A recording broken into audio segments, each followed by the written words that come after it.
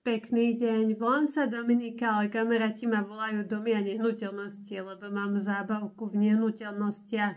Vždy som rada pozerala Nové bývanie s Vladom Voštinárom. A dnes by som vám chcela povedať o tom, či sa oplatí kupovať investičný pozemok. Dostala som sama ponuku na takúto kúpu a poviem vám pre a proti. Začneme tým, že kedy máme pre. Pre na kúpu investičného pozemku je vtedy, keď máte nejaký investičný plán, že napríklad tam niečo postavíte alebo máte jasný cieľ. Ak si chcete kúpiť nehnuteľnosť len na to, že 5 rokov počkáte a potom ju predáte, tak vás musím sklamať. Tento plán je veľmi zlý. Pohľadu investorov je kúpa investičných pozemkov zbytočne riziková a sú tu také tie úskalia, prečo to investori do nehnuteľnosti nerobia. Ja sama mám veľký pozemok, ktorý je vhodný na rozparcelovanie alebo na stavbu domu a je pripojený na inžinierské siete, ale viem sama dobre, že keď žiadate na nacenenie a americkú hypotéku, ktorú by ste v pohode dostali na nejaký byt alebo už zastavený a skolaudovaný dom, tak nastáva veľký problém. Rovnako, keď si zoberiete hypotéku na takýto pozemok, tak vy 5 rokov zhruba čakáte, kým daný pozemok môžete predať.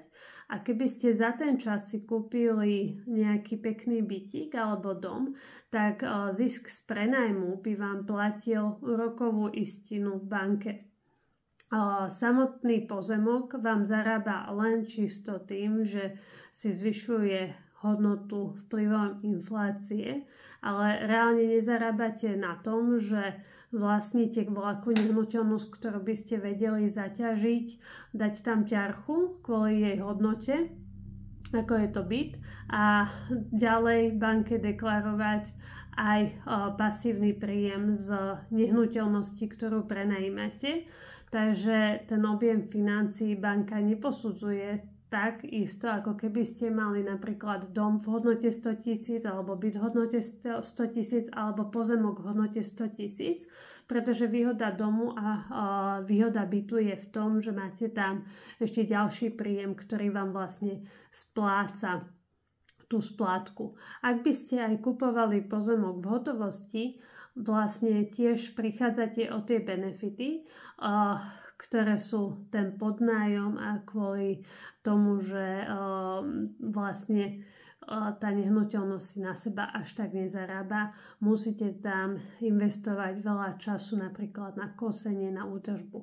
Budem veľmi rada, keď mi napíšete dolu do komentára, či ste niekedy kúpili taký investičný pozemok s cieľom ho za 5 rokov predať, alebo radšej ste investovali do nehnuteľnosti typu dom alebo byt.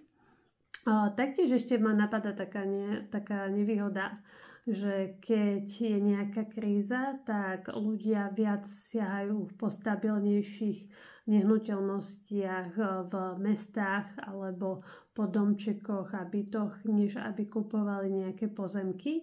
Rovnako aj rekreačné pozemky, keď chcete predať v čase krízy, idete častokrát po cenu. Takže dávajte si pozor, naozaj si zvážte pre a proti a majte taký ten plán v hlave, že čo chcete s tým pozemkom robiť, či sa vám to oplatí, alebo či len chcete niekde investovať peniaze a nestarať sa, lebo aj nákup takéto nehnuteľnosti si vyžaduje váš čas, vašu energiu a rovnako aj tú správu, ktorú nebudete mať tých prvých 5 rokov zaplatenú. Držím palce, majte krásny deň.